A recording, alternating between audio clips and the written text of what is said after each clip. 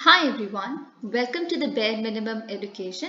तो आज हम डिस्कस करेंगे 5 सितंबर 2022 की द हिंदू और द इंडियन एक्सप्रेस का newspaper analysis. But before I start मैं बस आपको एक लेआउट बता देती हूँ। आज का newspaper analysis is going to be very important and yet very interesting.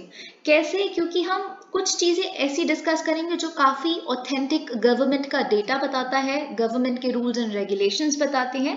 जैसे इंडियन मेडिकल काउंसिल के रूल्स रिगार्डिंग प्रोफेशनल मिसकंडक्ट, क्या होता है प्रोफेशनल मिसकंडक्ट, क्या होती हैं अनएथिकल प्रैक्टिसेस। फिर हम केरला की लोकायुक्ता कंट्रोवर्सी क्या है ये डिस्कस करेंगे। बहुत सारी ऐसी चीजें डिस्कस करेंगे और आप वीडियो को अगर एंड तक देखेंगे तो मैं एंड में बहुत इंपॉर्टेंट एडिटोरियल डिस्कस करूंगी। वो chairman of centre for social and economic progress, जो अगर आप जानते हैं वीएस मेहता जी, उन्होंने लिखा है और काफी टू द पॉइंट, मतलब no beating around the bush. उसमें बहुत ही लॉजिकल प्रैक्टिकल तरीके से ये बताया है कि कौन से 10 वेज हैं जिससे हम एनर्जी आत्मनिर्भरता अचीव कर सकते हैं। So let's get started. तो पहला जो हम आर्टिकल डिस्कस करेंगे, very important and very very interesting. इसमें अगर हम देखें तो क्या हो रहा है कि मैं पहले इस पूरे पैराग्राफ की एक कर्सरी रीडिंग दे दूंगी, फिर मुझे आपको कुछ बहुत इंपॉर्टेंट क्राइटेरिया और एलिजिबिलिटी बतानी है इसकी। ठीक है, तो हम पहले स्टार्ट करते हैं। Dark sky reserve to come up in Ladakh. देखिए, पहली बार ऐसा हो रहा है कि department of science and technology जो है हमारी यूनियन गवर्नमेंट की, उन्होंने अनाउंस किया है कि हम सेटअप कर रहे हैं भारत का पहला डार्क स्काई रिजर्व। कहाँ पे? हैनले पे। हैनले कहाँ है? लद्दाख। अगर आप चांगथांग सेंचुरी जानते हैं जो हैनले के वहीं है, तो ये उसी चांगथांग सेंचुरी का एक छोटा सा पार्ट है जिसे एक डार्क स्काई रिजर्व बनाया जा रहा है। यह अगले 3 महीने में ये प्रॉपरली ये जो इनिशिएटिव है कंप्लीट हो जाएगा। अगर हम हैनले की बात करें, Hanle is around 4500 metres above sea level और ये बहुत सारे टेलीस्कोप्स यहाँ पे आपको मिलेंगे and it is regarded as one of the world's most optimal sites for astronomical observations. मैं अभी आपको बहुत कुछ बताऊंगी, आप बिल्कुल टेंशन मत लीजिए। इसमें भी वैसे इस आर्टिकल में खुद में ही बहुत कुछ इंक्लूडेड है, लेकिन मैं आपको बताऊंगी डार्क स्काई रिजर्व एक्चुअली होता क्या है। मैंने इनफैक्ट लद्दाख के एडमिनिस्ट्रेशन जो है, लद्दाख का एडमिनिस्ट्रेशन, उन्होंने भी काफ़ी बहुत ही अच्छा लिखा हुआ है कि ये जो लाइट पोल्यूशन है, लाइट पोल्यूशन एक बहुत बड़ा हमारी जो नाइट हेरिटेज है उसको एक थ्रेट प्रोवाइड करता है। तो इस लाइट पोल्यूशन से डील करने के लिए हम इस इनिशिएटिव के साथ आए हैं। तो आई टेल यू एवरीथिंग। तो अब हम देखते हैं कि यहाँ पे और क्या लिखा है। However, ensuring that the site remains well suited for astronomy implies keeping the night sky pristine और ensuring minimum। देखिए क्या है बेसिकली इसका इंटेंशन क्या है इस प्रोजेक्ट का, कि जब हमें नाइट स्काई ऑब्जर्व करना होता है या स्टार गेजिंग करनी होती है, प्लैनेट गेजिंग करनी होती है, तो हमें जो नाइट स्काई चाहिए होता है वो बहुत ही क्लियर चाहिए होता है, राइट? एकदम डार्क चाहिए होता है ताकि हम प्रॉपरली स्पेस की छोटी छोटी सी बॉडीज हैं उसको ऑब्जर्व कर सकें। और इसके लिए लेकिन जो लाइट इंटरफेरेंस होती है, कभी कभी व्हीकल्स की जो लाइट होती है, पीछे से जो लाइट लगी होती है उसकी लाइट डिस्टर्ब कर देना, इधर उधर की लाइट्स को डिस्टर्ब करने देना, इंटरफेयर करना इस पूरे नाइट हेरिटेज में। तो इस चीज को कर्ब करने के लिए एक छोटा सा एरिया है, around I think 1000 square kilometre है, as far as I remember. I read it in at the website of administration of union territory of Ladakh. तो उन्होंने 1000 स्क्वायर किलोमीटर ही इसका एरिया लिखा था। तो उतना एरिया ऐसा डिसाइड किया जाएगा या फिर एलोकेट किया जाएगा कि वहां पे आर्टिफिशियल लाइट सोर्सेज वो इंटरफेयर ना कर पाए, जैसे इलेक्ट्रिक लाइट्स है, वो जो गलियों में लगी होती हैं, या वैसे कोई भी व्हीकुलर लाइट्स हैं ग्राउंड की, वो इंटरफेयर ना कर पाए इस फिनोमिनन से। ठीक है, और ये जो डार्क स्काई रिजर्व है ये डेजिग्नेशन होगी जो किसके द्वारा दी जाती है। देखिए, एक US based non profit organisation है जिसका नाम है इंटरनेशनल डार्क स्काई एसोसिएशन। ये बहुत सारे ऐसे डार्क स्काई जो एरियाज हैं उनको कुछ क्राइटेरियाज देता है, कुछ कैटेगरी में। जैसे हमारा क्या मिल रहा है, डार्क स्काई रिजर्व बन रहा है हमारे यहाँ पे, लेकिन कहीं डार्क स्काई प्लेसेस होती हैं, कहीं डार्क स्काई पार्क्स होती हैं, कहीं सेंचुरीज होती है। लेकिन देखिए, आप पता है बहुत जगहों पे अगर आप इंटरनेट पे कभी भी अभी देखेंगे ना, इस हैनलेक पे जो हमें ये डार्क स्काई मिल रहा है, डार्क स्काई रिजर्व, कहीं कहीं उन लोगों ने इसको सेंचुरी लिखा हुआ है, विच इज रॉन्ग। इसका एक क्राइटेरिया है, मैं अभी आपके साथ डिस्कस करूंगी कि कौन से एलिजिबिलिटी क्राइटेरिया मीट करोगे तो पार्क बनता है, कौन से एलिजिबिलिटी क्राइटेरिया अगर आप मीट करेंगे तो आपको सेंचुरी मिलेगी। तो हमारा जो बन रहा है, it is a dark sky reserve, not a sanctuary. I will tell you how. Okay, अभी पहले हम इसको देख लेते हैं। Depending upon the criteria they meet, यही मैं बताना चाह रही थी। और देखिए, बहुत वर्ल्ड में तो काफ़ी ऐसे डार्क स्काई रिजर्व्स हैं, लेकिन भारत में ऐसा पहली बार हो रहा है। इससे पहले कोई भी डार्क स्काई रिजर्व एलोकेटेड नहीं है हमारे देश में। तो ये देखिए, जून में क्या हुआ था, एक 3-वे मेमोरेंडम ऑफ अंडरस्टैंडिंग साइन हुआ था। किसके बीच में? Union territory administration Ladakh, union territory administration और Ladakh autonomous hill development council Leh, और इंडियन इंस्टीट्यूट ऑफ एस्ट्रोफिजिक्स जो बेंगलुरु में है। इन तीनों के बीच में एक ट्राईपार्टाइट अग्रीमेंट साइन हुआ था, जिसके थ्रू ऐसे टेलीस्कोप्स जो लॉन्च किए जाएंगे ताकि एक डार्क स्पेस रिजर्व बन सके। मैं आपको सब बताऊंगी, अभी बिल्कुल टेंशन मत लीजिए। देखिए, बेसिकली इसका एम पता क्या है, कि हम प्रमोट कर सके एस्ट्रो टूरिज्म को, which is very important for India. We can actually lead in this direction. Astro tourism से क्या होगा, जैसे विलेजेस हैं जो हैनले के आसपास हैं, लद्दाख में, लेह में, तो ये इनको एनकरेज किया जाएगा कि आप होम स्टेज प्रमोट करिए। जो विलेजर्स हैं, होम स्टेज यानी कि होम्स में ही जब इक्विप्ड हैं टेलीस्कोप्स, तो जो विजिटर्स होंगे जो वहाँ पे रहेंगे, वो नाइट स्काई गेजिंग कर सकते हैं। आप सोचिए कि कितना एक्साइटिंग कॉन्सेप्ट है ये खुद में। तो यही सारी चीज़ें इनके द्वारा प्रमोट की जाएंगी। और अगर हम इंडियन एस्ट्रोनॉमिकल ऑब्जर्वेटरी की बात करें, तो ये एक हाई ऑल्टीट्यूड स्टेशन है IIA का, which is situated to the north of the western Himalayas and at an altitude of 4500 metres above mean sea level, जैसे हमने अभी देखा था। और ये कहाँ पे प्रेजेंट है? It is located atop Mount Saraswati. This is something you must remember, in the Neelam Khul plain at the Hanle Valley of Changthang, which is a dry cold desert with sparse human population. बहुत ही मतलब dispersed human population है, बहुत ही जगह छोड़ छोड़ के घर हैं, थोड़े थोड़े से घर हैं। ऐसे ये मेट्रोपॉलिटन सिटीज़ की तरह नहीं कि घर भी चिपके हुए हैं एक दूसरे के अंदर ही, पता ही नहीं चलता कि कहाँ से रोड स्टार्ट हो रही है, कहाँ ख़त्म हो रही है। So not like that. और देखिए, कुछ फैक्टर्स यहाँ पे मेंशन्ड है कि डार्क स्काई रिजर्व बनने में क्यों हेल्प कर रहा है। मतलब Ladakh is the suitable destination for it, क्योंकि क्लाउडलेस स्काईज होते हैं। क्लाउडलेस स्काईज होंगे तभी तो आप प्रॉपरली, जब क्लाउड इंटरफेयर ही नहीं कर रहे स्पेस में देखने के लिए, तो it is actually an advantage, right. और लो एटमॉस्फेरिक वाटर वेपर है ना, तो लो एटमॉस्फेरिक वाटर वेपर होगा तो इंटरफेरेंस और कम होगी। देखिए, जब लाइट होती है, जब लाइट किसी भी वाटर वेपर से उसको मीट करती है या उसके ऊपर हिट करती है, तो फिर वो बाउंस बैक होना या फिर कुछ भी ऐसा होना, लाइट इंटरफेरेंस बढ़ जाती है उस वजह से, राइट। अगर आप थोड़ा सा भी साइंस का एक छोटा सा कॉन्सेप्ट ही जानते हैं, तो वही होने के चांसेस हैं। तो इसीलिए ये जो साइट है, it is the fit site. Okay, तो अब मुझे जो आपको बताना है वो बहुत ही इंपॉर्टेंट है। तो जैसा कि आप देख सकते हैं, इस तरह से स्टार गेजिंग पॉसिबल हो पाएगी। और टेलीस्कोप्स आप जानते ही हैं कि हैनले सेंचुरी में ऐसे वो है, टेलीस्कोप्स हैं जो ऑब्जर्व करने में हमें हेल्प करती है। काफ़ी एस्ट्रोनॉमिकल रिसर्चेज यहाँ पे कंडक्ट हो रही हैं 24/7। अब मुझे आपको उस इंटरनेशनल ऑर्गेनाइजेशन का क्या क्राइटेरिया है जिस बेसिस पे वो रिजर्व, कम्युनिटी, पार्क्स ऐसे डिसाइड करते हैं। तो एक एरिया डार्क स्काई कम्युनिटी कब बनता है? देखिए, उसके कुछ लीगल ऑर्गेनाइजेशन की तरह वो डेजिग्नेटेड होना चाहिए। या तो कोई ऐसा टाउन है, सिटी है, म्यूनिसिपैलिटी है, या फिर कोई ऐसा सब डिविजन है जो लीगली ऑर्गेनाइज्ड है। इसके लिए देखो, कोई नाइट स्काई की क्वालिटी नहीं क्राइटेरिया मैटर करती। कम्युनिटी बनने के लिए ज़रूरी नहीं है बहुत ही high quality of night sky होना चाहिए, बहुत ही कम क्लाउड होना चाहिए तभी आप बन सकते हो, ऐसा नहीं है। थोड़ा बहुत भी नाइट स्काई गेजिंग अगर पॉसिबल है तो एक एरिया को कम्युनिटी डिक्लेयर कर दिया जा सकता है। जैसे हिमाचल प्रदेश की बहुत सारी छोटी छोटी सी जगहें ऐसी हैं जहाँ पे बहुत इजीली आप कोई भी रिजर्व बने बिना भी आप वहाँ से स्काई गेजिंग या फिर डार्क स्काई गेजिंग कर सकते हैं। तो उन एरियाज को कम्युनिटी डिक्लेयर किया जा सकता है।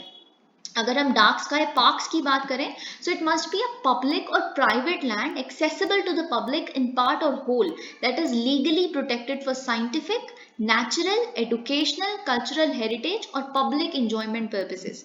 ठीक है, देखिए, जो इसका कोर एरिया है वो एक एक्सेप्शनल डार्क स्काई रिसोर्स होना चाहिए। ठीक है, मतलब it is routinely equal to or darker than 21.2 magnitudes per square arc second। मतलब ये जो नाइट स्काई की ब्राइटनेस है, इसका जो या तो it should be equal to या फिर उससे भी डार्क होना चाहिए, किससे? 21.2 मैग्नीट्यूड पर स्क्वायर आर्क सेकेंड। ठीक है, अगर हम बात करें, you can take a screenshot of these criteria, these might be helpful for you.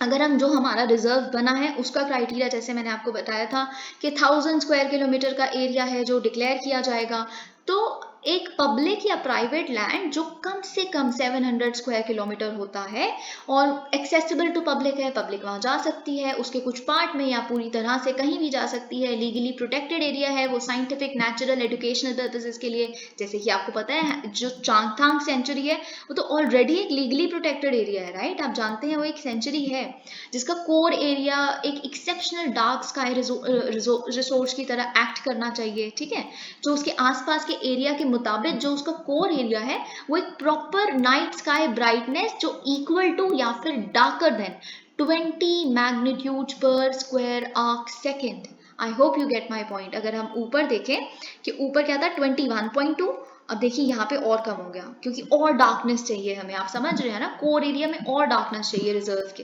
अगर हम सेंचुरी की बात करें, जो सबसे ज्यादा कंफ्यूजिंग मुझे लगता है कि सेंचुरी और रिजर्व ही है, it must be a public और प्राइवेट लैंड, वही जो ऊपर हम देख रहे हैं पब्लिक प्राइवेट लैंड या फिर लीगली प्रोटेक्टेड होना चाहिए। सारी चीजों के साथ साथ जो डिफरेंस है साइट में वो ये है कि जो उसकी नाइट स्काई ब्राइटनेस है वो इक्वल या डार्कर, वो भी रूटीनली, ये नहीं कि एक दिन हो रही है कल नहीं हो रही, रूटीनली वहां पे या तो इक्वल या भी डार्कर देन 21.5 मैग्नीट्यूड्स पर स्क्वायर आर्क सेकेंड। ठीक है, और एक लास्ट क्राइटेरिया जो आपको जानना है वो ये है urban night sky places, which is also a very important category. या तो वो एक म्यूनिसिपल पार्क होना चाहिए या ओपन स्पेस होनी चाहिए। देखिए हमारे जो पार्क्स होते हैं आसपास वो भी अर्बन नाइट स्काई प्लेसेस बन सकते हैं। हर कॉलोनी में, हर लोकेलिटी में एक आधा पार्क तो होता ही है, बड़ा है काफी तो बन सकता है बिल्कुल। ठीक है, it should be located within the region enclosed by a parameter extending 50 km beyond the edge of the continuously built area of a municipality with a permanent population of 10,000 or more people within its territorial jurisdiction। इस तरह की चीज़ें, metro area होना चाहिए और ये सब चीज़ें आप देख सकते हैं। इसमें भी कोई नाइट्स का इक्वालिटी क्राइटेरिया नहीं है जो हमने पहली कैटेगरी में देखा था। कम्युनिटी की कैटेगरी में भी कोई नाइट्स का इक्वालिटी क्राइटेरिया नहीं था। बाकी जो हमने कैटेगरीज देखी उसमें नाइट्स का की क्वालिटी या फिर ब्राइटनेस का क्राइटेरिया था। I hope you get my point. ठीक है, तो अर्बन जो नाइट स्काई प्लेसेस हैं और कम्युनिटी वाला जो कैटेगरी है उसमें कोई ऐसा क्राइटेरिया नहीं है। ओके, अब हम डिस्कस करते हैं द हिंदू के बाकी आर्टिकल्स को।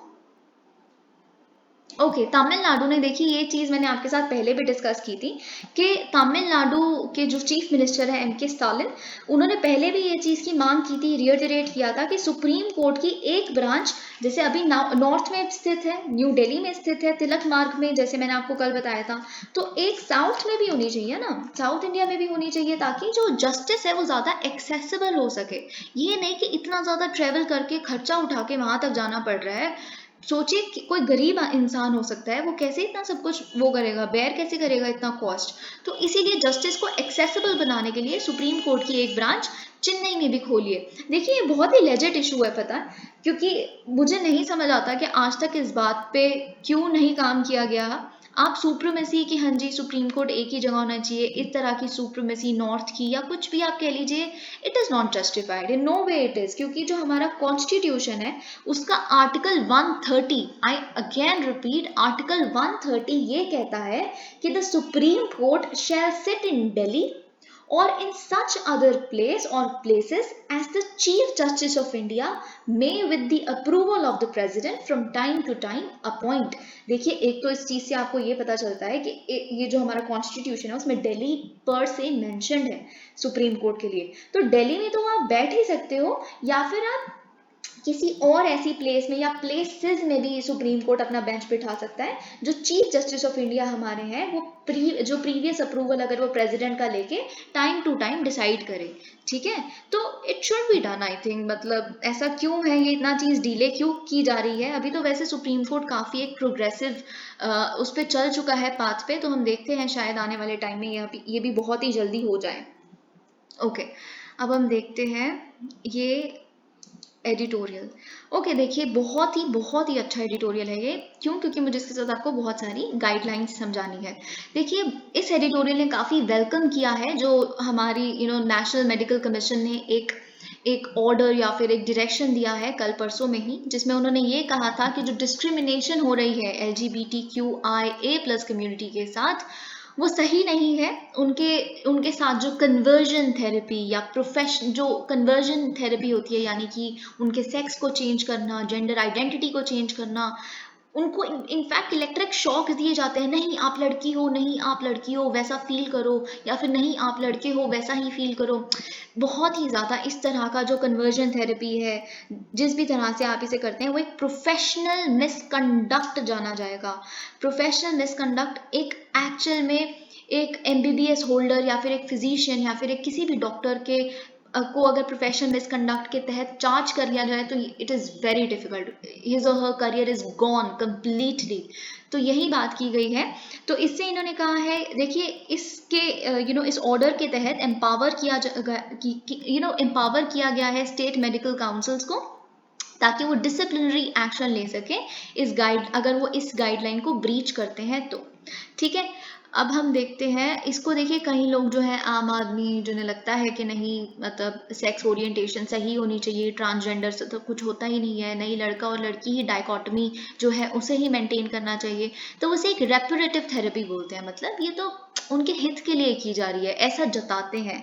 ठीक है, स्पेशली जो यंग लोगों के साथ होती है, जो क्वीर लोग होते हैं, जो अपनी आइडेंटिटी को भी एक्सप्लोर ही कर रहे होते हैं, तो इन तरह की थेरेपीज उन पे अप्लाई की जाती है, जिसमें साइकेट्रिक ट्रीटमेंट भी इंक्लूडेड है, साइकोसोमैटिक ड्रग्स दिए जाते हैं, इलेक्ट्रोशॉक थेरेपी दी जाती है, एक्सॉर्सिज्म, वॉयलेंस, इन तरह की चीज़ें इंक्लूडेड होती हैं, जिससे कभी कभी जो you would not believe this.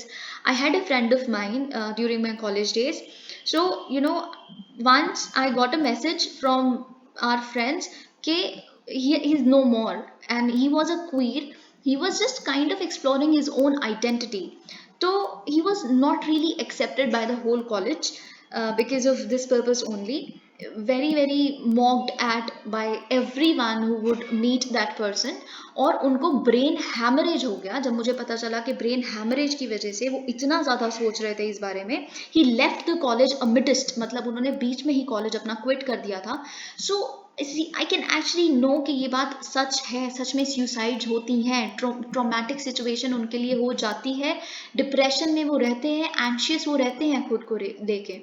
तो it is real, let's accept this fact, ये चीज़ हो रही है। ये कोई ऐसा नहीं है कि आम लोग नहीं इन जेंडर कैटेगरीज में फॉल करते, या फिर कुछ स्पेसिफिक ही लोग हैं जो फॉल करते हैं। कोई भी इस कैटेगरी को बिलोंग कर सकता है। Let's actually start respecting the diversity. Okay, अब देखिए अमेरिकन एकेडमी है जो चाइल्ड और एडोलेसेंट साइकेट्री की, वो it contents that the interventions offered in conversion therapy are provided under the false premise कि जो होमोसेक्सुअलिटी है या फिर जेंडर डाइवर्सिटी है वो पैथोलॉजिकल होती है। मतलब क्या होता है कि किसी बैक्टीरिया या फंगस की ऐसी डिसीज़ या किसी कीड़े वगैरह की काटने की वजह से, या कोई इन्फेक्शन है जिस वजह से आपकी जो जेंडर आइडेंटिटी है या फिर जो सेक्सुअल ओरिएंटेशन है वो थोड़ी सी चेंज हो गई है आम आदमी से, तो उसको हम ठीक कर देंगे इस थेरेपी द्वारा। तो विच इज़ ये फॉल्स प्रॉमिस दिया जाता है इस थेरेपी द्वारा। मतलब इन तरह की प्रैक्टिसेस भी बहुत ही वाइड स्प्रेड हैं। ओके, तो देखिए NMC ने क्या किया है कि जो स्टेट मेडिकल काउंसिल्स हैं, ओके आई टेल यू कि जो Indian medical council professional conduct etiquette and ethics regulations हैं 2002 की, इसको अमेंड किया गया है। इसमें ऐड किया गया है प्रोफेशनल मिसकंडक्ट की कैटेगरी में किसको, ये जो कन्वर्जन थेरेपी होती हैं। ठीक है, अब देखिए इस एडिटोरियल का ये कहना है कि ठीक है, जो अभी मैं आपको ये गाइडलाइंस पढ़ाऊंगी, रेगुलेशंस पढ़ाऊंगी, पर उससे पहले एडिटोरियल खत्म कर लेते हैं। तो देखिए इस एडिटोरियल का ये कहना है कि जो सुप्रीम कोर्ट ने डीक्रिमिनलाइज कर दिया होमोसेक्सुअलिटी को 2018 में सेक्शन 377 ऑफ IPC को स्ट्राइक करके, ठीक है ये एक फर्स्ट स्टेप था, लेकिन ये जो NMC का नोटिस है ये एक और छोटा सा मूव है towards inclusivity, which is actually a very welcome step. और इनका ये है, देखिए इससे क्या होगा, LGBTQI जो कम्युनिटी है उनको सेफ फील होगा, विच इज़ एक्चुअली नाइस। और इन्होंने कुछ कंट्रीज की एग्जांपल दी है, जैसे कनाडा ने कम्प्लीटली बैन कर दिया है कन्वर्जन थेरेपी को, और यही सारी चीज़ें इन्होंने बताई हैं यहाँ पे। और ये भी बता दिया है कि अगर कोई साइकेट्रिस्ट इन तरह की थेरेपीज देने की कोशिश करेगा तो उनके अगेंस्ट किन तरह की पनिशमेंट दी जाएगी।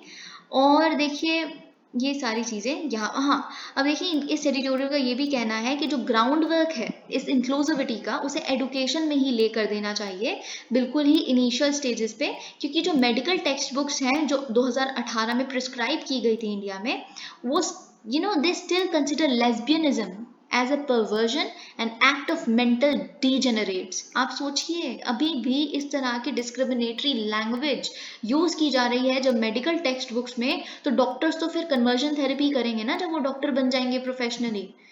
तो I hope you got my point. अब देखिए ये है गाइडलाइंस, जिनकी मैं आपके 2002 की गाइडलाइंस हैं जिनके बारे में मैं आपसे बात कर रही थी। अब इसका चैप्टर 7 और चैप्टर 8 के कुछ पॉइंट्स मुझे आपको बताने हैं। देखिए जो चैप्टर 7 है, इससे पहले मुझे वैसे आपको अनएथिकल प्रैक्टिसेस भी बतानी है। I think it is in chapter 6। Okay, so chapter 6 बताता है, अब देखिए अनएथिकल एक्ट्स और प्रोफेशनल मिसकंडक्ट में डिफरेंस है। ठीक है, तो अनएथिकल एक्ट्स में बहुत सारी ऐसी चीजें हैं, जैसे सबसे इंपॉर्टेंट अगर मैं आपको बताऊं तो सीक्रेट रेमेडीज हैं, घर के अलग से नुस्खे बताना किसी फिजिशियन द्वारा, आप दवाइयाँ ना दे के जिसकी आपके कॉम्पोजिशन में नहीं पता, इन तरह की सीक्रेट रेमेडीज आपको जो बता रहे हैं, कंप्लीटली अनएथिकल। ये प्रोफेशनल मिसकंडक्ट नहीं है, ये अनएथिकल है। चैप्टर 6 की बात कर रही हूँ मैं, ठीक है। यूथनेशिया इज ऑल्सो अनएथिकल, जो अभी हमने कुछ रिसेंटली डिस्कस किया था कि जो फिजिशियन गाइडेड सुसाइड जिसे हम कहते हैं या फिर मर्सी किलिंग कहते हैं, वो भी एक अनएथिकल प्रैक्टिस है। तो ये चीज मुझे आपको यहाँ पे बतानी थी। अगर हम चैप्टर 7 की बात करें तो वो बताता है कि ये इन तरह के एक्ट जो हैं, they shall constitute professional misconduct rendering him और her liable for disciplinary action. Doctor अगर इन तरह के प्रोफेशनल मिसकंडक्ट करता है तो उनके अगेंस्ट डिसिप्लिनरी एक्शन लिया जाएगा। तो फर्स्ट नंबर जो मैं आपके साथ डिस्कस करना चाहूंगी वो है अडल्टरी और इम्प्रॉपर कंडक्ट। एडल्ट्री क्या होता है? वॉलंटरी सेक्सुअल या फिर फिजिकल रिलेशन एक मैरिड पर्सन का किसी और पर्सन का जो उसका स्पाउस नहीं है, ना ही हस्बैंड है ना ही वाइफ है उनकी, ठीक है।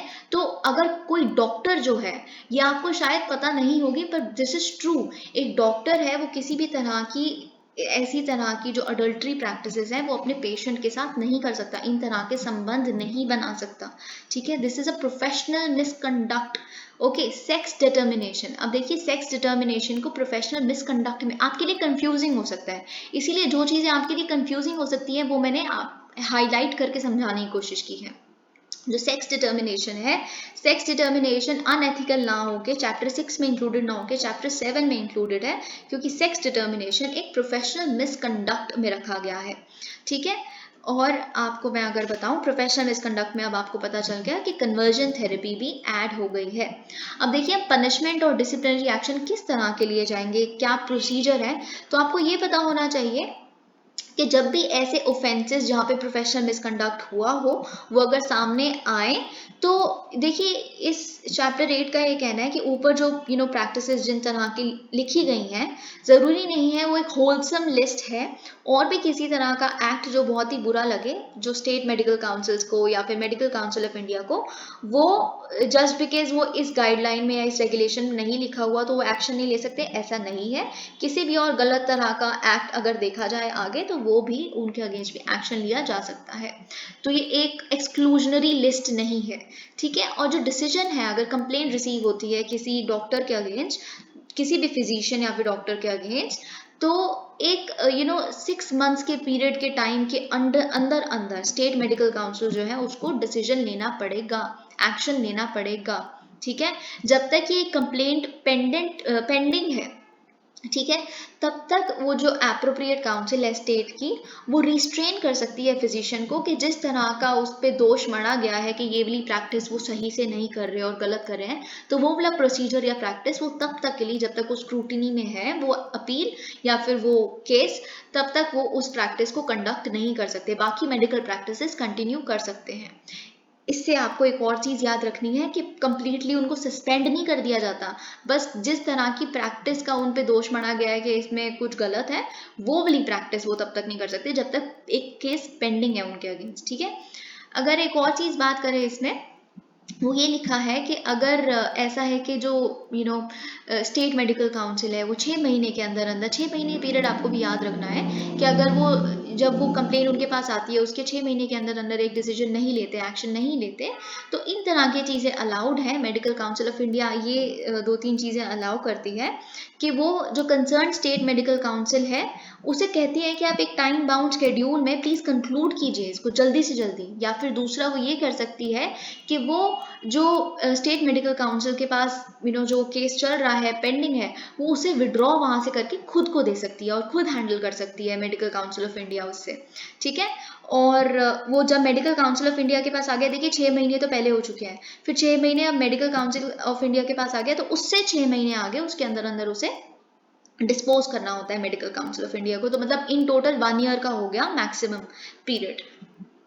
फिर तीसरा हम देख लेते हैं कि कोई भी अगर पर्सन जो है वो एग्रीव्ड है कि जो state medical council of India for example 6 महीने में एक डिसीजन दे देती है, ठीक है, लेकिन जो पर्सन जो विक्टिम है या फिर जो पर्सन दुखी था उस डिसीजन को नहीं एक्सेप्ट कर पा रहा, जिसने वो केस फाइल किया होगा, तो उसके पास ये राइट है कि वो एक अपील फाइल कर सकता है MCI यानी कि मेडिकल काउंसिल ऑफ इंडिया को।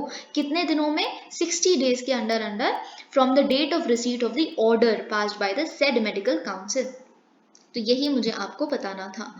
Okay, let's get started with another article, perils of brinkmanship. देखिए इसका क्या मतलब है, इसमें ये सब कुछ बताया है कि जो अभी मैंने आपके साथ कल डिस्कस किया था कि एक चाइनीज ड्रोन को ताइवान की मिलिट्री ने स्ट्राइक डाउन या शूट डाउन किया है। ठीक है, सितंबर 1, नॉट कल, 2-3 दिन हो गए। ठीक है, तो इस एडिटोरियल का ये कहना है कि इस एक्टिविटी ने एक न्यू फेज ऐड कर दिया है एक ऑलरेडी सिमरिंग सिचुएशन में जो ताइवान स्ट्रेट पे चल रही है। तो यही देखिए, ओवर रिसेंट वीक्स क्या हो रहा है कि जो चाइनीज मिलिट्री है वो काफ़ी तरह की अनप्रेसिडेंटेड मिलिट्री ड्रिल्स को कंडक्ट कर रही है सराउंडिंग ताइवान। 6 प्रोविंसेस में उन्होंने अभी तक ऐसा किया है जब से नैन्सी पेलोसी जी वहाँ से होके गई हैं। तो तब से लेके अभी तक ये सारी चीज़ें यहाँ पे चल रही हैं। अब ये ड्रोन यहाँ पे उड़ रहा था। दोनों कंट्रीज़ ने अपनी, मतलब दोनों कंट्रीज़ ही कहूँगी मैं तो अभी, क्योंकि वो खुद को कंट्री मानती है ताइवान, तो उन्होंने बहुत सारे ड्रोन्स डिप्लॉय किए हुए हैं सर्वेलेंस के लिए, इन तरह की एक्टिविटीज़ के लिए। तो देखिए जो जितने भी ऑब्जर्वर्स हैं वो एक्सपेक्ट करते हैं कि एक चाइनीज़ इन्वेजन बहुत ही रिस्की स्टेप है चाइना के खुद के लिए। अगर वो ताइवान को इन्वेड कर लेते हैं, it's not an easy thing. ठीक है, जो USA है शायद वो इतना साथ नहीं देता जैसे यूक्रेन के केस में हम देख रहे हैं, लेकिन इतना आसान भी नहीं है। इतने आसान से तो वेस्टर्न कंट्रीज छोड़ेंगी भी नहीं। इतना अगर आप ढीला ले रहे हो USA को, विच इज ऑल्सो रॉन्ग, क्योंकि पुतिन भी अभी तक जीत तो नहीं पाए ना, विक्ट्री का एक भी साइन अभी तक तो उनकी तरफ से भी आ नहीं पाया, वो खुद कुछ भी कहते रहे। तो ठीक है, प्रॉपरली USA ने हेल्प नहीं किया तो जीतने भी नहीं दिया है अभी तक मिस्टर पुतिन को यूक्रेन के केस में। वही यहाँ भी हो सकता है, तो इसीलिए it will be a risky step. तो यही चीज़ें इन्होंने डिस्कस की हैं। और आपको जैसे पता था कि जो इंडिया है, इंडिया ने पहली बार ऐसा ताइवान मिलिटराइजेशन लिखा, ताइवान स्ट्रेट मिलिटराइजेशन अपनी डिप्लोमेटिक स्टेटमेंट में बोला कि जो हो रही है उसके कंसर्न में हम ये बातें बोल रहे हैं। तो ये अभी तक हम देखिए वन चाइना पॉलिसी रिएटरेट चाहे ना करें पर मानते तो हैं ही। तो ये हमारी डिप्लोमेसी में भी एक थोड़ा सा चेंज था। और इंडिया ऑब्वियसली सेमीकंडक्टर्स पे काफ़ी डिपेंडेंट है। हमें इनफॉर्मल लेवल पे काफ़ी तरह के बिजनेस कंडक्ट करते हैं एक दूसरे के साथ, ताइवान और इंडिया। तो हमें इनफैक्ट मतलब ताइवान का साथ देना ही पड़ेगा, चाहे आज हम कितने भी न्यूट्रल रह लें, लेकिन सूनर और later every country has to decide on something. ये इस एडिटोरियल का कहना है। Now this is very very important, untangling Kerala's Lokayukta controversy. अब आप एक एक वर्ड अच्छे से सुनिएगा। देखिए जो केरला का लेजिस्लेटिव असेंबली है उसने पास किया है केरला लोकायुक्ता अमेंडमेंट बिल अगस्त 30 को। और अगस्त 30 को क्यों उन्होंने पास किया है, देखिए क्योंकि बहुत ज़्यादा कंट्रोवर्सी चल रही है। जो कांग्रेस लेड ऑपोजिशन है उन पे बहुत तरह के एक्यूजेशंस लगा रहे हैं कि ये डिक्टेटोरियल पावर्स दे रही है चीफ मिनिस्टर को, इन तरह की बातें चल रही हैं।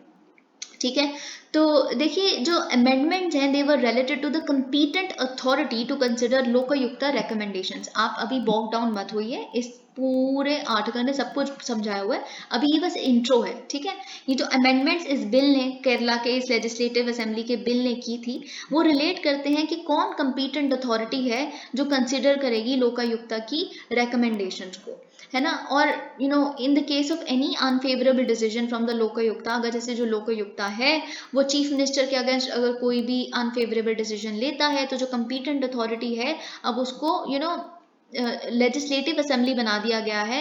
जो कंपीटेंट वो है अथॉरिटी, अगर जैसे एग्जाम्पल लीजिए लोकायुक्ता ने चीफ मिनिस्टर के अगेंस्ट कोई भी डिसीजन लिया कि चीफ मिनिस्टर करप्ट है, ठीक है, करप्शन ही देखता है ना लोकपाल और लोकायुक्ता, तो अगर बोला कि उन्होंने कि चीफ मिनिस्टर करप्ट है, इनके अगेंस्ट एक्शन लिया जाना चाहिए, तो कंपीटेंट और अथॉरिटी जो इस केस में पहले हुआ करती थी वो गवर्नर होती थी इस केस में डिसीजन लेने वाली, राइट। लेकिन अब है लेजिस्लेटिव असेंबली, अभी हम देखेंगे कैसे। ठीक है, okay. The controversy surrounding the amendment to the Lokayukta Act of Kerala affected through an ordinance। आपको ये भी पता है कि एक ऑर्डिनेंस रूट के द्वारा लाया गया था। आपको ये भी पता है कि जो इनके गवर्नर हैं, जो अभी प्रेजेंटली जो केरला के गवर्नर है, वो काफ़ी आपस में लड़ाई चलती रहती है उनकी और जो प्रेसिडेंट है और जो हमारे वहाँ के चीफ मिनिस्टर है पिनराई विजयन जी, तो उनमें काफ़ी ये सब कुछ चलता रहता है टर्फ।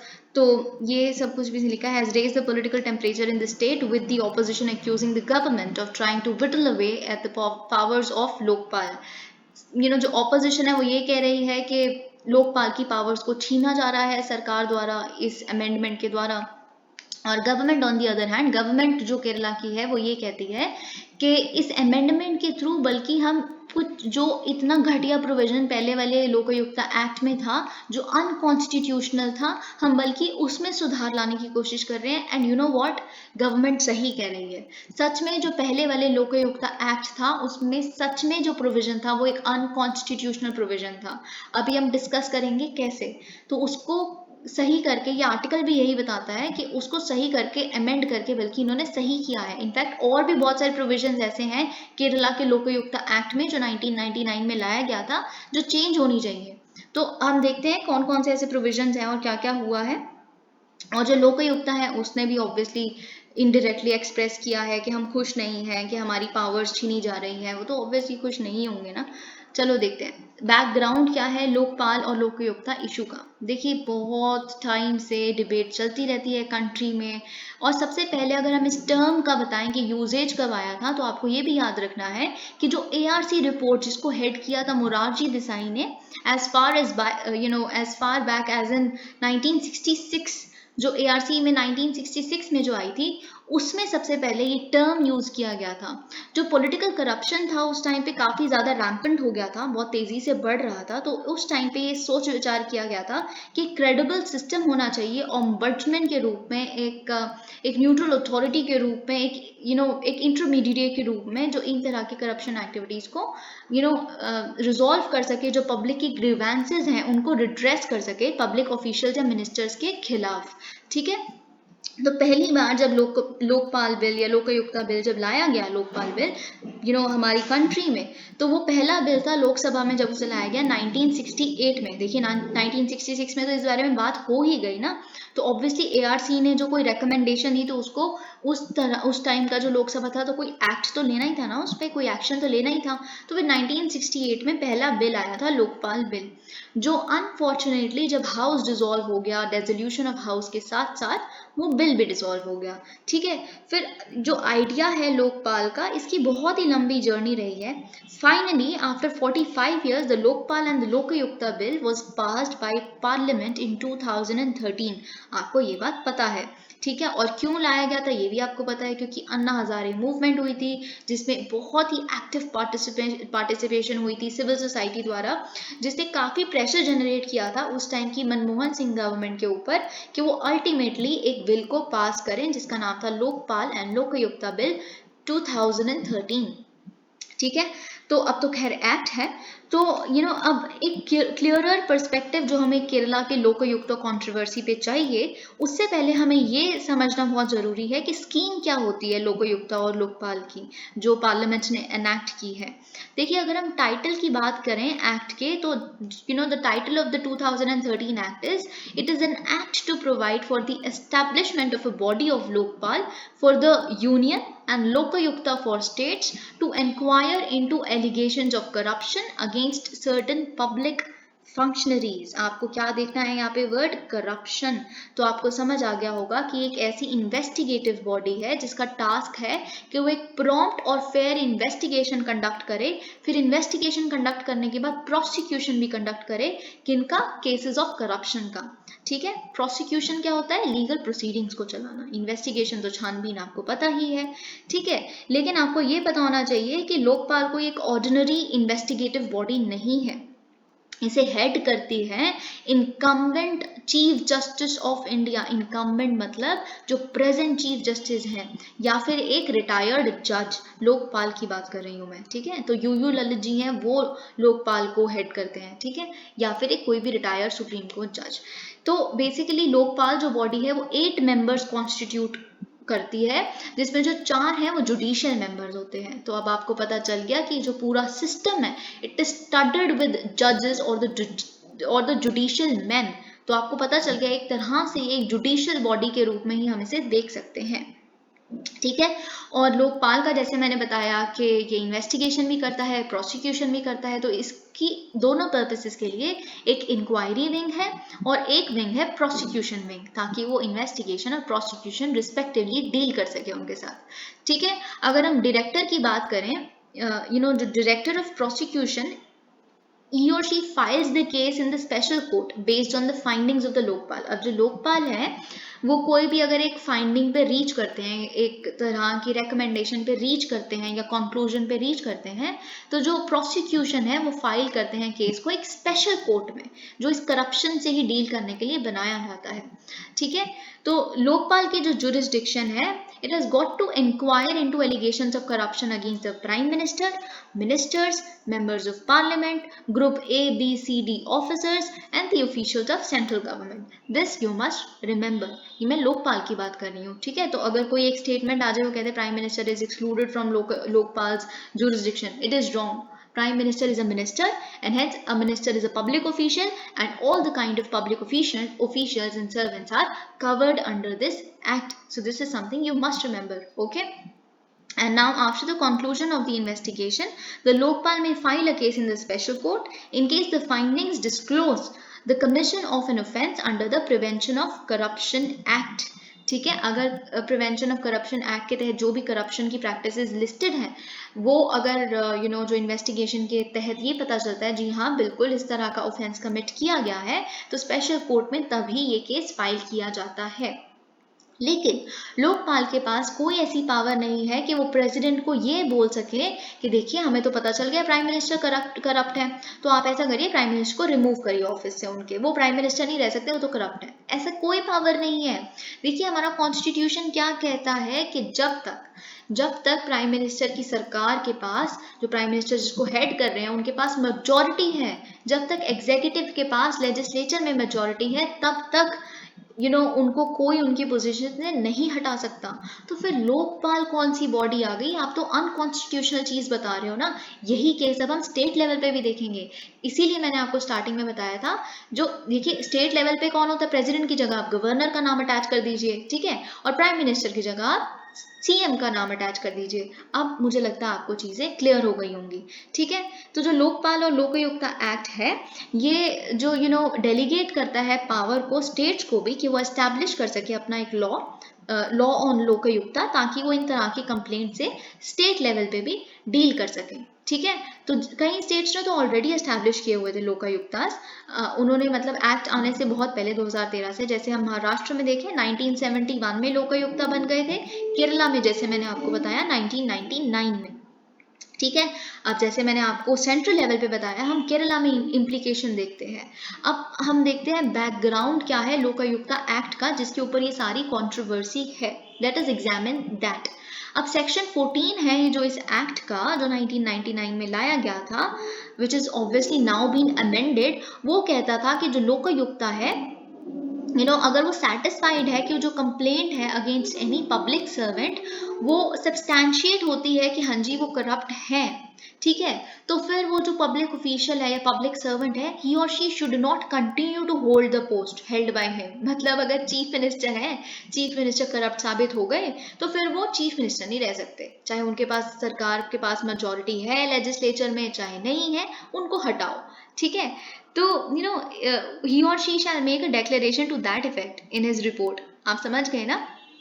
और यही सब जो अगर वो कंपीटेंट अथॉरिटी को बताएंगे, कंपीटेंट अथॉरिटी को अगर उन्होंने बताया कि चीफ मिनिस्टर या फिर कोई भी मिनिस्टर करप्ट है, तो फिर अपनी उसमें नहीं रह सकते, अपनी पोजीशन पे नहीं रह सकते, उनको रिजाइन करना होगा। तो आप समझ रहे हैं ना कि इस जगह कंपीटेंट अथॉरिटी पहले गवर्नर हुआ करती थी, कि अगर लोकायुक्ता एक डिसीजन भी पहुंचे कि चीफ मिनिस्टर करप्ट है, तो फिर वो गवर्नर को कहेंगे आप इनको उनकी पोस्ट से हटाइए। तो गवर्नर के पास एक अलग सी पावर आ गई, और फिर गवर्नर लोकायुक्ता की रिकमेंडेशन पे उनको हटा देंगे चीफ मिनिस्टर को। आप समझ रहे हैं ना। इसमें तो सेंटर किसी भी टाइम पे किसी भी सरकार को गिरा सकते हैं, तो मेजोरिटी हो चाहे ना हो। तो यही बात इन्होंने अमेंड करने की कोशिश की है इसी प्रोविजन को। ओके और ये भी आपको पता होना चाहिए कि इस तरह का अजीब सा प्रोविजन किसी भी स्टेट लॉ का, मतलब किसी भी स्टेट के लोकायुक्ता एक्ट में नहीं एग्जिस्ट करता। इनफैक्ट सेंटर का जो मॉडल एक्ट है ना, उसमें तक ये चीज नहीं है। तो केरला में पता नहीं ऐसा क्यों है, 1999 में जो लाया गया था, तो इसी चीज को इन्होंने प्रोविजन को अमेंड किया है। Okay, now this provision in the state law has some serious legal and constitutional implications. Two important points that we need to keep in mind are, पहला ये कि investigative body है वो एक लीगल अथॉरिटी नहीं है कि वो डायरेक्ट कर सके एक पब्लिक सर्वेंट को कि आप रिजाइन करिए अपनी पोस्ट से based on my findings. You can not do that, right? You are not a legal authority to do that, you are not competent enough by the constitution to do that. तो यही आप सिर्फ अपनी जो findings है उन्हें submit करिए जो भी कंपीटेंट अथॉरिटी है उनको, तो बस आपका काम खत्म हो जाता है। आपकी जो है वो रिकमेंडेटरी पावर होनी चाहिए, ना कि इस तरह की अथॉरिटेटिव पावर जो लोकायुक्ता इस एक्ट को दे रहा था, ठीक है। The Lokayukta is basically an investigative body with certain powers to carry out an investigation into the cases relating to the Prevention of Corruption Act, ठीक है। तो यही बात इन्होंने यहाँ पे कही है। अब दूसरा अगर हम पॉइंट देखें तो वो ये है कि जो चीफ मिनिस्टर है, मिनिस्टर है, वो अपना ऑफिस जो होल्ड करते हैं, ही और she holds the office during the pleasure of the governor, article 164। जैसे आपको सेंट्रल लेवल पे पता है कि प्लेजर ऑफ द प्रेसिडेंट में जो मिनिस्टर है जितने भी वो होल्ड करते हैं अपनी पोजीशन को, वैसे ही इस केस में चीफ मिनिस्टर या मिनिस्टर प्लेजर ऑफ गवर्नर में होल्ड करते हैं। तो कॉन्स्टिट्यूशन जो है वो किसी भी तरह से इस बात को सोचता तक नहीं है, कॉन्टम्पलेट तक नहीं करता कि किसी भी तरह का कोई एक्सटर्नल प्रेशर जो है वो गवर्नर पे अगर डाला जाएगा तो फिर वो प्लेजर विड्रॉ हो जाएगा। जिस केस में एक्सटर्नल प्रेशर कहाँ से आ रहा है, लोकायुक्ता से आ रहा है। It is something insane. ऐसा आज तक था, ये ही सोच पाना बहुत अजीब बात है। ओके तो यही सब बातें इन्होंने कही हैं, और सुप्रीम कोर्ट ने भी यही कहा है कि ये जो प्लेजर वाला रूल है, पहले अपनी जजमेंट्स में कहा है यही अप्लाई होता है और किसी तरह का एक्सटर्नल प्रेशर नहीं अप्लाई होता। तो यही सारी बातें यहाँ पे भी लिखी है। Okay, the governor being a high constitutional authority cannot be compelled by a law to act in a particular manner so far as his constitutional duties and functions are concerned. Okay, अब देखिए अगर हम ये देखें provisions और भी तरह के जो मैं आपको बता रही थी, और भी इनफैक्ट केरला के इस एक्ट में प्रोविजंस हैं जिन्हें अमेंड कर देना चाहिए। वो किन तरह के प्रोविजंस हैं? जैसे ये जो लॉ है ये भी कहता है जो ऑफिस बेयरर्स हैं पॉलिटिकल पार्टीज के, उनको भी पब्लिक सर्वेंट की डेफिनेशन में रखता है। तो अगर वो करप्ट साबित हुए तो उनको भी अपनी पोजीशन में नहीं रहना चाहिए। तो आप समझ रहे हैं पॉलिटिकल पार्टी और सरकार और पब्लिक ऑफिशियल या मिनिस्टर का क्या लेना देना है। अगर एक कोई पॉलिटिकल पार्टी है, पॉलिटिकल पार्टी का कोई प्रेसिडेंट है, वो एमएलए भी नहीं है लेकिन उसको भी पब्लिक सर्वेंट की उसमें कैटेगरी में रखा हुआ है, तो करप्शन हुआ तो फिर लोकायुक्ता डिसाइड करेगा। दिस इज अजीब, this should actually be changed, है ना। तो इन तरह की बातें भी जो है, बाकी सब कुछ आपके लिए जानना जरूरी नहीं है। Okay, so we are done with this article. अब हम देखते हैं next. Okay, so Rajnath Singh जो हमारे यूनियन डिफेंस मिनिस्टर हैं, पहली बार ऐसा हो रहा है कि एक इंडियन डिफेंस मिनिस्टर द्वारा मंगोलिया में विजिट की जा रही है। वो सितंबर 5 से सितंबर 7 तक के लिए मंगोलिया ट्रेवल करेंगे और डिफेंस कॉपरेशन उनका बेसिक एजेंडा होगा माइंड में, जो हमें इन्हांस करना है दोनों के बीच में बायलैटरल लेवल पे, ठीक है। और जो हमारी इंडिया की स्टेटमेंट आई है, उन्होंने यही कहा है कि जो दोनों डेमोक्रेसीज हैं, इंडिया और मंगोलिया, उनका कॉमन इंटरेस्ट है कि वो प्रमोट करें या फिर फॉस्टर करें आगे पीस और प्रॉस्पेरिटी को पूरे रीजन में। तो इसीलिए जो हमारा बायलैटरल डिफेंस एंगेजमेंट है मंगोलिया के साथ, वो काफ़ी बढ़ता जा रहा है ओवर द इयर्स। और हम बहुत सारे कॉन्ट्रैक्ट्स हम दोनों ने एक दूसरे के साथ साइन किए हुए हैं, दोनों कंट्रीज़ ने। हम जॉइंट वर्किंग ग्रुप मीटिंग पे भी काम करते हैं, हम मिलिट्री टू मिलिट्री एक्सचेंजेस भी करते हैं, हाई लेवल विजिट्स भी हम देखने लगे हैं। तो ये तरह का हमारा डिफेंस कॉपरेशन बढ़ रहा है। Can't expect judiciary to speak in one voice। देखिए, जो हमारे अब एक्स CJI यानी कि NV रमन जी हैं, उन्होंने ये कहा है कि हम देखिए, डेमोक्रेसी का एक बेसिक रूल क्या होता है कि डेमोक्रेसी में हर एक वॉइस को इक्वल पावर मिलेगी, इक्वालिटी मिलेगी, हर कोई अपनी वॉइस को रख सकता है। तो इनका ये कहना है कि डेमोक्रेसी तो फिर जुडिशरी में भी होनी चाहिए ना। जब PMLA यानी कि जो prevention of money laundering act पे जब सुप्रीम कोर्ट ने एक टाइम पे कहा कि जो भी सरकार ने किया है, सेंटर ने अमेंडमेंट्स की हैं 2019 में, वो सारी ठीक है, हर एक ग्राउंड को उन्होंने अपनी ही जस्टिफिकेशन देके अलाउ कर दिया। तो फिर उसके बाद CJI यानी कि NV रमन जी ने जाने से पहले कुछ 2 प्रोविजंस उन्होंने ऐसे उठाए जो ने कहा हम दोबारा रिव्यू करेंगे खुद के ही लिए गए डिसीजन को। तो उन्होंने जब ये बेंच बैठाया तो उसी के कॉन्टेक्स्ट में इन्होंने स्टेटमेंट दी है कि ज़रूरी नहीं है कि जो हमारा इंस्टीट्यूशन है वो एक ही आवाज़ में बोले। अराउंड 30 जजेस होते हैं बेंच पे जो बैठते हैं, तो आप कैसे एक्सपेक्ट कर सकते हैं कि वो सारी एक ही बातें बोलेंगे। हर कोई अपनी तरह से अपने एंगल से चीज़ों को देखता है और हर व्यू पॉइंट को रिस्पेक्ट किया जाना चाहिए, और हर व्यू पॉइंट एसेंशियल है जुडिशियल इंस्टीट्यूशन में डेमोक्रेसी के लिए। I hope you get my point. Okay, ये हमने देख लिया है। अब एक बहुत इंपॉर्टेंट, ये भी बहुत इंटरेस्टिंग सा आर्टिकल है। कैसे इंटरेस्टिंग है मैं भी आपको बताती हूँ, क्योंकि इसरो ने टेस्ट किया है एक सिस्टम को जिससे हम रिकवर कर पाएंगे स्पेंट रॉकेट स्टेजेस को। मैं अभी आपको दिखाऊंगी इमेज, इसमें तो आपको कुछ समझ में भी नहीं आएगा कि क्या है, पर जब मैं वो इमेज दिखाऊंगी सब समझ आ जाएगा। इसरो ने सक्सेसफुली टेस्ट किया है एक ऐसी टेक्नोलॉजी को जो एक कॉस्ट इफेक्टिव रिकवरी कर सकता है स्पेंट रॉकेट स्टेजेस, और सेफली लैंड करने में हेल्प कर सकता है पेलोड्स को दूसरे प्लैनेट्स पे या फिर अर्थ में ही वापस। आपको समझ आया कि स्पेंट रॉकेट स्टेजेस क्या होता है? देखिए, मैं आपको बताती हूँ। कभी कभी क्या होता है कि जब हम एक रॉकेट लॉन्च को किसी एक पर्टिकुलर मिशन के लिए यूज़ कर लेते हैं, तो इसका मतलब ये है कि वो रॉकेट पे इतना पैसा लगा, इतने ज़्यादा लाखों करोड़ों जो उस मिशन में लगे, बस बर्बाद। अब किसी चीज़ के लिए वो रॉकेट यूज़ ही नहीं हो सकता। Do you think so? ऐसा होता था पहले, पर ऐसा नहीं होना चाहिए ना। जो स्पेंट स्टेजेस हो चुकी हैं रॉकेट की, मतलब जो वो यूज जिस चीज़ों के लिए किया जा चुका है, अब उसको किसी और यूज में भी तो लाया जा सकता है ना। शायद साइंटिफिक रिसर्च के लिए या किसी और पर्पस के लिए, किसी और मिशन के लिए, शायद उससे छोटे मिशन के लिए।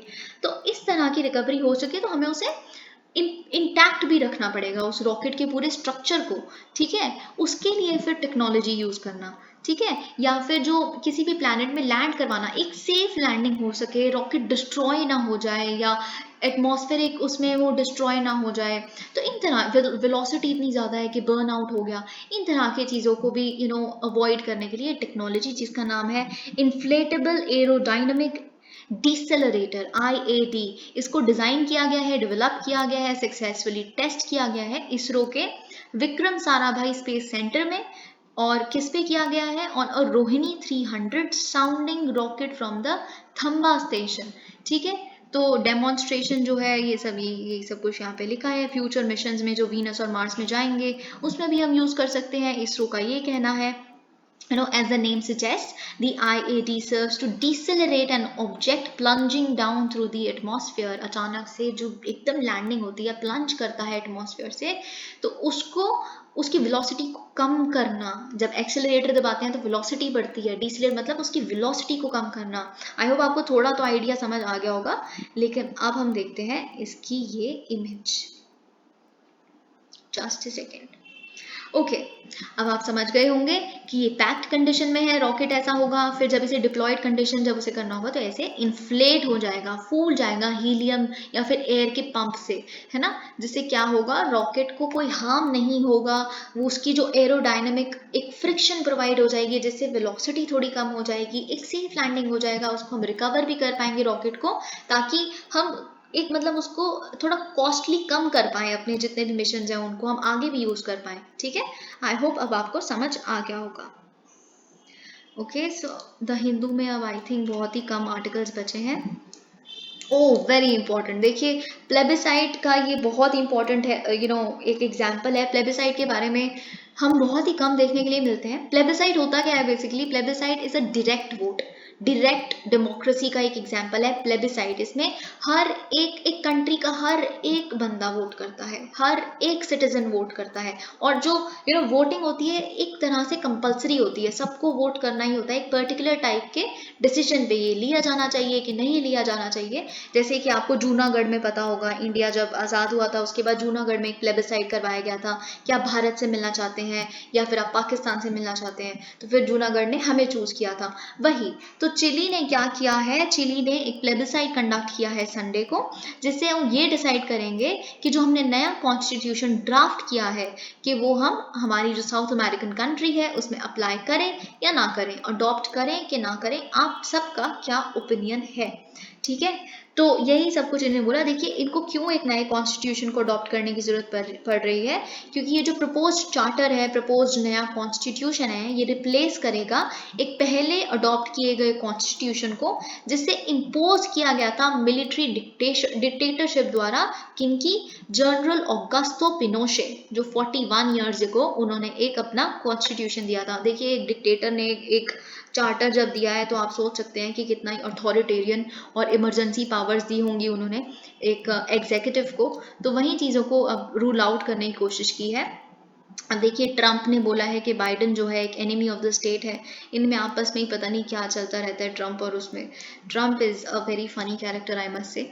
Ukraine prime minister visits Berlin, देखिए आपको पता होगा कि यूक्रेन को यूएसए ने कल परसों में काफ़ी वेपन्स और भी दिए हैं, तो अब यूक्रेन ने जर्मनी, जो यूक्रेन के प्राइम मिनिस्टर है जर्मनी गए हैं यानी कि बर्लिन, ताकि उनको और वेपन्स वो ले सके। देखिए बहुत ही मतलब ये जो यूक्रेन में क्राइसिस चल रहा है, ताइवान में क्राइसिस चल रहा है, पहली बार हमने जिस तरह का डिप्लोमेटिक एटिकेट जो चाइना ने हमारे तरफ दिखाया, जो श्रीलंका के केस में, फिर हमने ताइवान मिलिटराइजेशन एक चेंज अपनी डिप्लोमेसी में दिखाया, फिर जर्मनी जैसी कंट्रीज ने जो आज तक हिटलर के जर्मनी के बाद जो जर्मनी है उन्होंने गिव अप कर दिया था, इस तरह की लड़ाई वड़ाई में वो अपना कहीं भी साथ नहीं देंगे, कुछ नहीं करेंगे।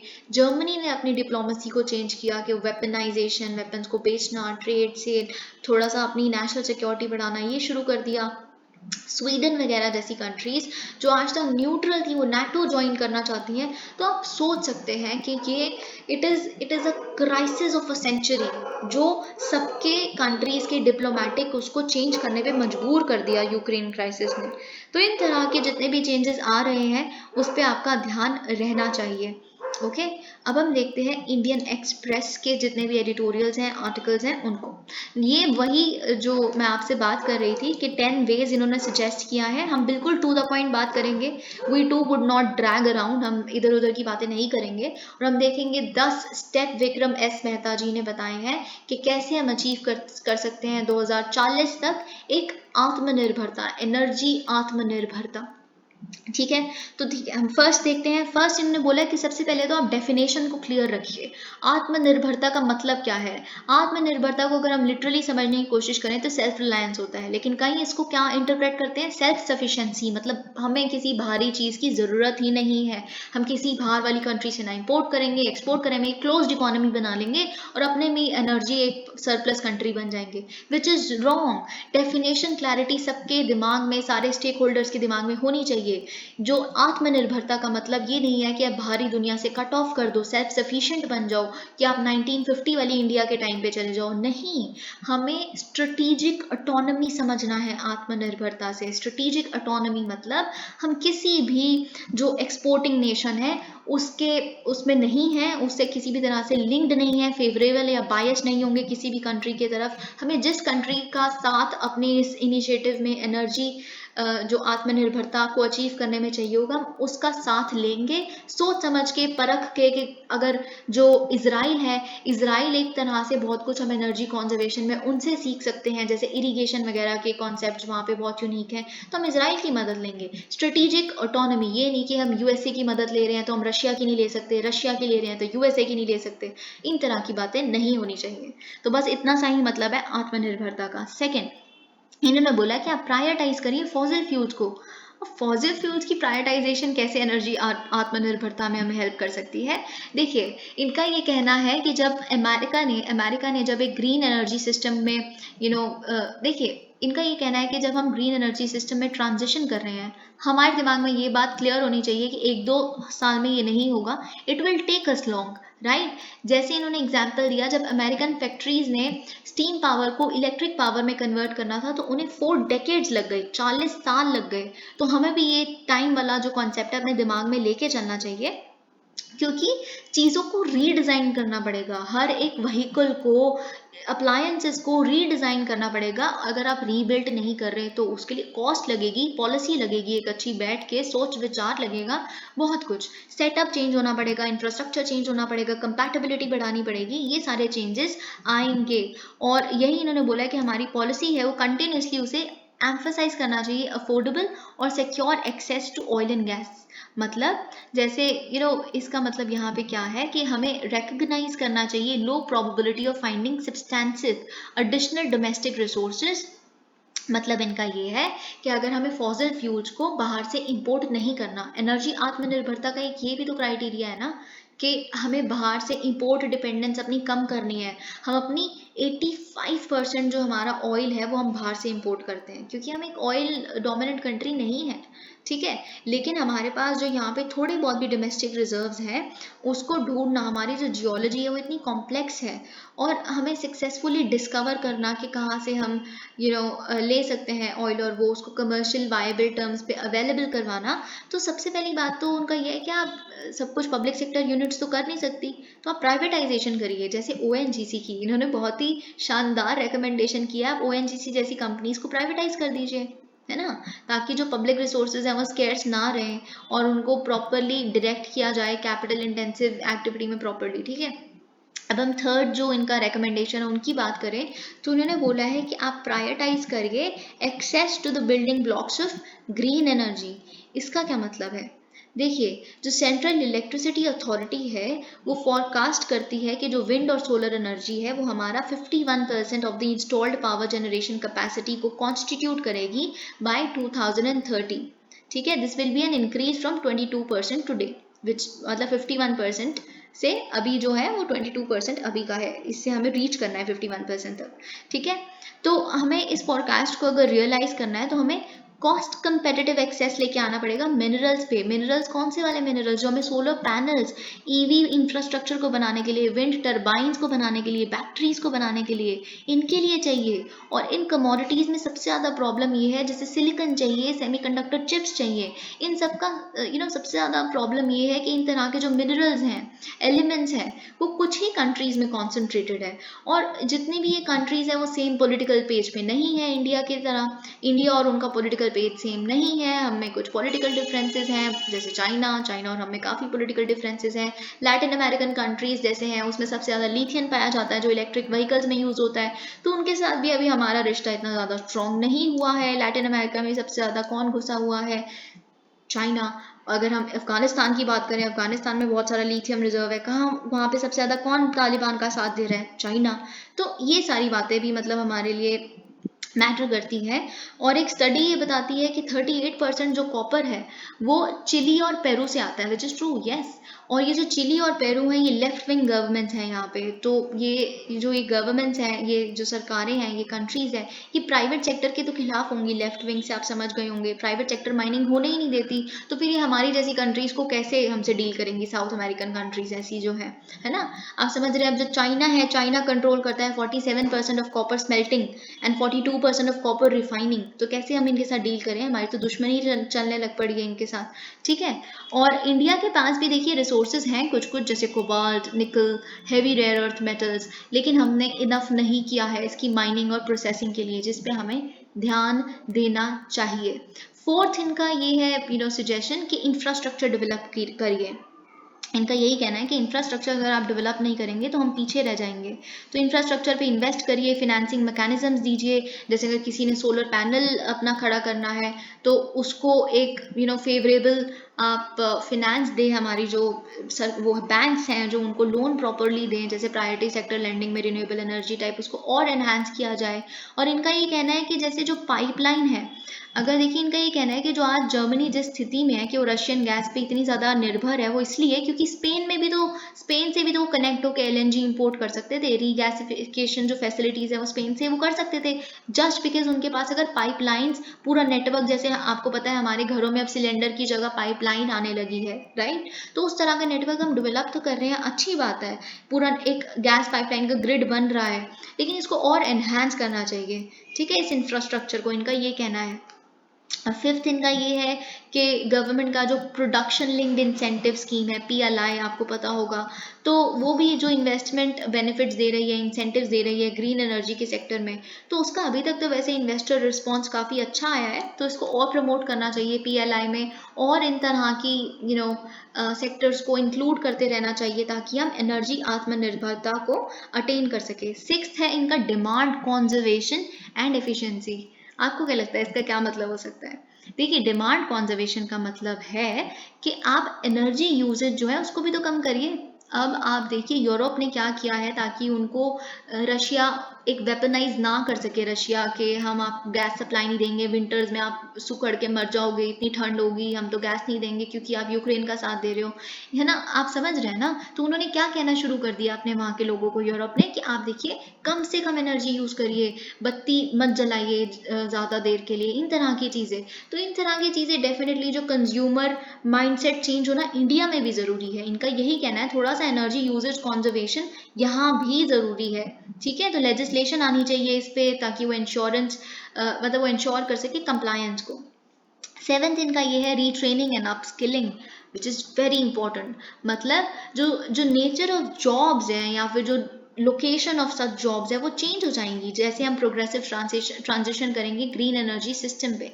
जैसे पहले हमें मेंटेनेंस वर्कर्स वगैरह ये सब ऑयल की फील्ड्स पे चाहिए होते थे, लेकिन अभी हमें वर्कर्स की जगह, अनस्किल्ड वर्कर्स की जगह टेक्नीशियंस चाहिए होंगे जब सोलर फार्म्स आ जाएंगे। हर कोई तो नहीं डील कर पाएगा ना।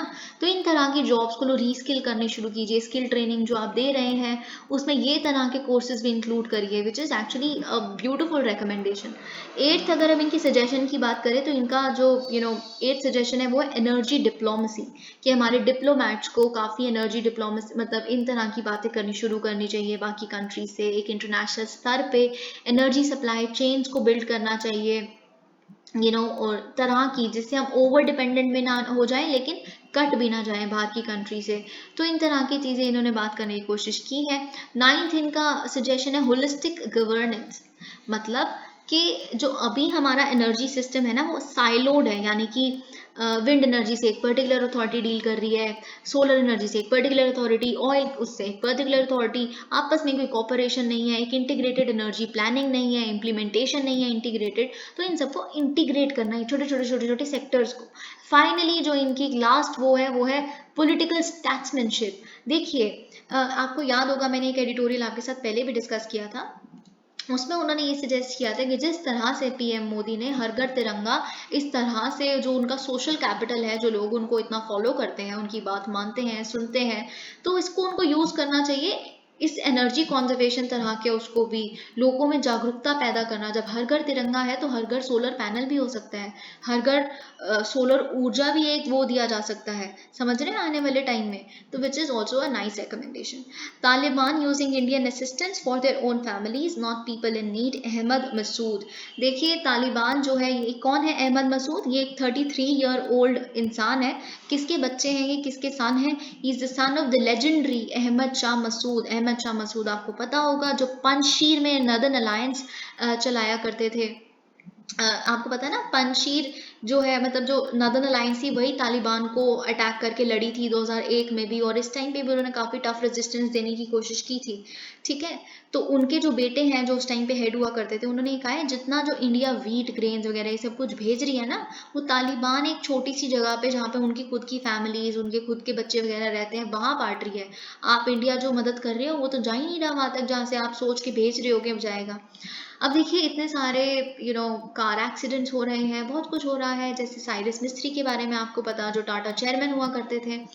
तो इसीलिए इस अगर आपसे कोई पूछा जाए कि इन तरह के कार एक्सीडेंट्स या फिर रोड एक्सीडेंट्स का क्या बेसिकली वो है सोल्यूशन, तो सबसे पहले सोल्यूशन मैं आपको ये देना चाहूँगी, ये जो आज की हेडलाइन है इसकी, इस पेज की, जिसमें फेटल स्पॉट्स आइडेंटिफाई करिए, मैप करिए, जैसे दिल्ली गवर्नमेंट ने किया है, 69 फेटल स्पॉट्स को मैप किया है सिटी में।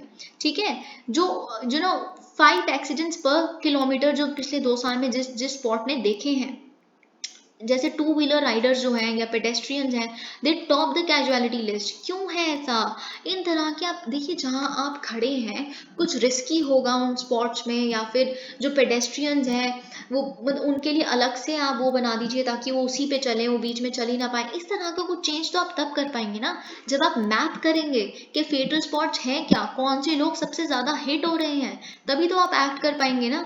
तो ये चीज मैपिंग होनी बहुत जरूरी है, जैसे अर्थक्वेक मैपिंग जरूरी है, वोल्केनो मैपिंग जरूरी है, वैसे ही रोड एक्सीडेंट के लिए भी मैपिंग बहुत जरूरी है।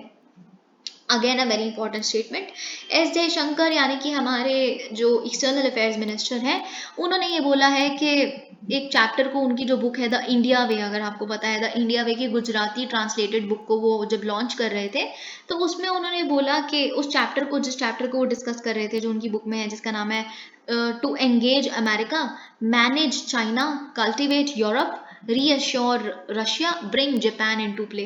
तो इसको डिस्कस करते करते उन्होंने ये कहा कि इंडिया की जो पहले 1950-60 में शायद इंडिया इतना केपेबल नहीं था, या फिर उस समय हमारे खुद के इंटरेस्ट इतने थे, हमें खुद को सुधारना था, हमें कॉलोनी से बिल्कुल बाहर ही निकले थे अभी अभी, तो हमें शायद हमारा इंटरेस्ट कुछ और था, खुद को डेवलप करना था, पॉवर्टी को इरेडिकेट करना था, इसीलिए हम पूरे संसार में जिन तरह के इश्यूज चल रहे थे उस पर कॉमेंट नहीं करते थे।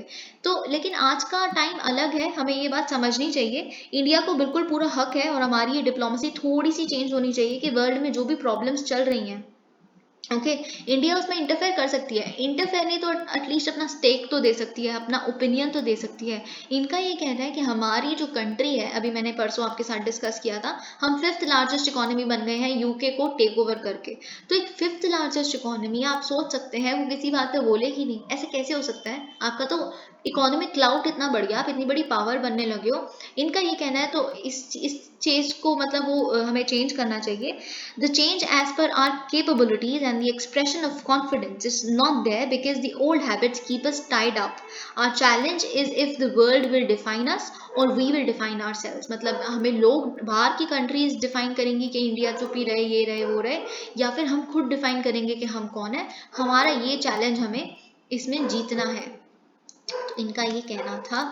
Okay, feeding humanity saving the planet, very important, इनका ये कहना है। देखिए इसमें कुछ खास है नहीं, पर मैं आपको बता देती हूँ कि क्या कहने की बात है पूरी यहाँ पे। इसमें तीन फार्मिंग की, 3 तरह की फार्मिंग की मतलब बात की गई है। सबसे पहले तो इन्होंने बोला है ऑर्गेनिक फार्मिंग, फिर इन्होंने बोला है नेचुरल फार्मिंग, फिर इन्होंने बोला है ऑर्गेनिक फार्मिंग, नेचुरल फार्मिंग ठीक है, लेकिन मेरा सोल्यूशन प्लैनेट को सेव करने के लिए है प्रिसिशन फार्मिंग। ठीक है, तो हमें तीनों ही चीजें डिस्कस करनी है। ओके सबसे पहले हम देख लेते हैं कि ऑर्गेनिक फार्मिंग और नेचुरल फार्मिंग में डिफरेंस क्या है। तो देखिए जो ऑर्गेनिक फार्मिंग है उसमें किसी तरह, देखिए ऑर्गेनिक फार्मिंग जो होती है बेसिकली उसमें ऑर्गेनिक फर्टिलाइजर्स यूज होते हैं, जैसे manures, compost, vermi compost, cow dung manure, इन तरह के फर्टिलाइजर्स यूज होते हैं जिन्हें हम ऑर्गेनिक फर्टिलाइजर्स कहते हैं, जिन्हें फार्म लैंड्स में हम ऐड करते हैं। लेकिन नेचुरल फार्मिंग में क्या होता है, उसमें ना ही केमिकल फर्टिलाइजर्स ऐड होते हैं, ना ही ऑर्गेनिक फर्टिलाइजर्स ऐड होते हैं सॉइल में। तो ये चीज़ आपको पता होना चाहिए कि no external fertilizers are added to the soil और given to the plants in whatsoever manner in case of natural farming.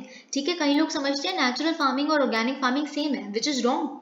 ठीक है, नेचुरल फार्मिंग का फंडा सिर्फ इतना है, जैसे नेचुरली प्लांट्स ट्रीज ग्रो होते हैं ना फॉरेस्ट वगैरह में, वहां जाके कोई खाद नहीं देता, उस तरह से आप ग्रो होने दो, क्यों फर्टिलाइजर्स डालने, क्यों करने, इन तरह की बातें। ठीक है, तो ऑर्गेनिक फार्मिंग की अगर हम बात करें तो उसमें प्लोइंग करनी पड़ती है, टिल्टिंग करनी पड़ती है, मिक्सिंग करनी पड़ती है मैन्योर की, वीडिंग यानी कि जो एक्स्ट्रा वीड्स उग रहे हैं उसको हटाना पड़ता है।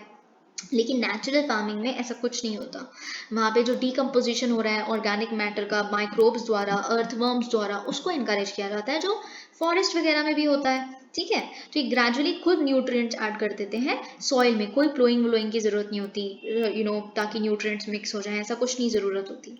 तो ये चीज़ आपको पता होनी चाहिए। अगर हम अब प्रिसिशन फार्मिंग की बात करें या फिर प्रिसिशन एग्रीकल्चर की बात करें, देखिए प्रिसिशन एग्रीकल्चर या प्रिसिशन फार्मिंग को होता है कि जब हम आईटी यानी कि इंफॉर्मेशन टेक्नोलॉजी जब फार्म मैनेजमेंट में हेल्प करे, तो उसको हम कहते हैं प्रिसिशन एग्रीकल्चर। क्योंकि इससे हम क्या इंश्योर कर सकते हैं आईटी द्वारा, कि जो क्रॉप्स हैं या फिर जो सॉइल है वो एग्जैक्टली उतना ही रिसीव करे जितना ऑप्टिमम उनकी हेल्थ के लिए या प्रोडक्टिविटी के लिए ज़रूरी है, ना उससे ज़्यादा ना उससे कम। इससे क्या होगा, बहुत सारी कॉस्ट बच जाएगी, वेस्टेज बच जाएगा, बड़ी सारी और दिक्कतें बच जाएंगी। ठीक है, शायद सॉइल क्लॉगिंग बच जाए, इन तरह की चीज़ें कम हो जाएगी। अब आईटी कैसे हेल्प कर सकता है इसमें प्रिसिशन फार्मिंग में, आप सेंसर्स लगा दीजिए, सेंसर्स लगा देंगे तो रियल डेटा पता चलेगा कि सॉइल का मॉइस्चर कितना है, कब पानी देना है कब नहीं देना। आप ज़बरदस्ती पानी डाले जा रहे हो, समझ आपको आ नहीं रहा, बार बार भाग भाग के जाना पड़ रहा है फार्मर्स को, इन तरह की चीज़ें। ड्रोन्स आप अप्लाई कर सकते हैं ताकि वो